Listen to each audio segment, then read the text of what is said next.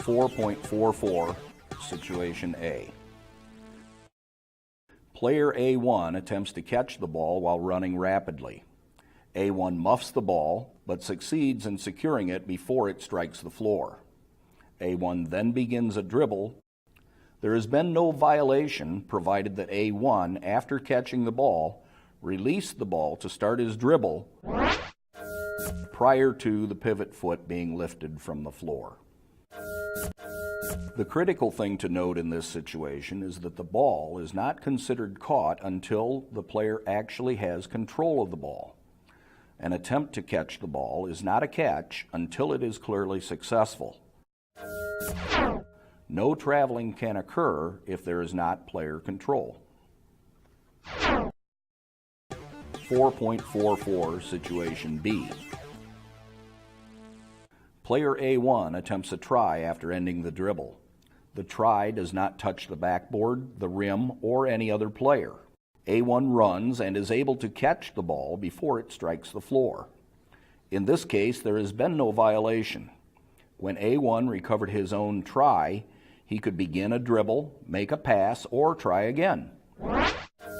This is often miscalled as a pass to self, but as long as it is an actual try for goal, there is no violation.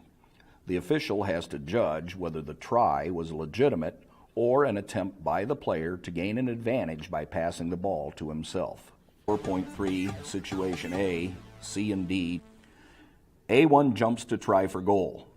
B1 also jumps and touches the ball, and A1 returns to the floor holding the ball, or touches the ball and A1 drops it to the floor and then becomes the first to touch it after it bounces. Both of these cases are traveling violations. In the first case, A1 is called for traveling for returning to the floor while holding the ball, and in the second case, A1 is called for traveling for lifting the pivot foot before starting a dribble. Remember, since B1's contact with the ball did not prevent the pass or try, the ball remains alive and subsequent action is covered by the rules that apply to the situation. 4.44.5, Situation B.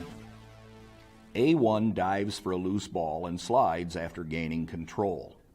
A1 is in a position either on his back or his stomach. This is legal. The player may pass, shoot, start a dribble, or call a timeout. The direction of the slide by itself does not constitute an advantage. Simply sliding toward a player's own basket is not enough to create an advantage. The advantage is determined by what the player does while sliding. Once A1 has the ball and is no longer sliding, he may not roll over. If he's flat on his back, he may sit up without violating, but any attempt to get up is traveling unless A1 is dribbling. It is also traveling if A1 puts the ball on the floor, lets go of it, rises, and then is first to touch the ball.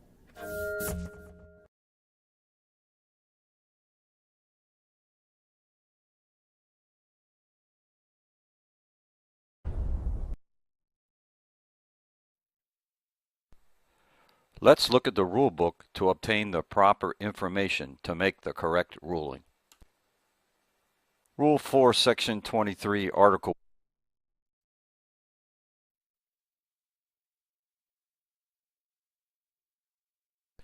Once the defender has obtained legal guarding position, then the defender instantly moves into the maintaining defensive mode. When the defender is in the maintaining mode, he or she can do anything and be legal except cause the contact.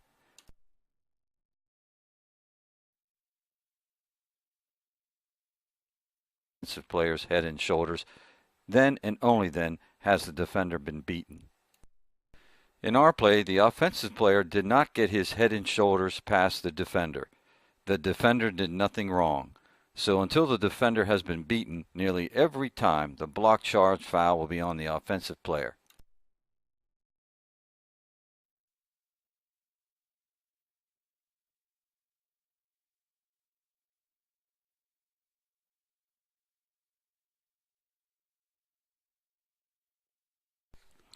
Therefore, the ruling here by clock signal to indicate a foul, he did not verbally inform the player as to the type of foul he committed.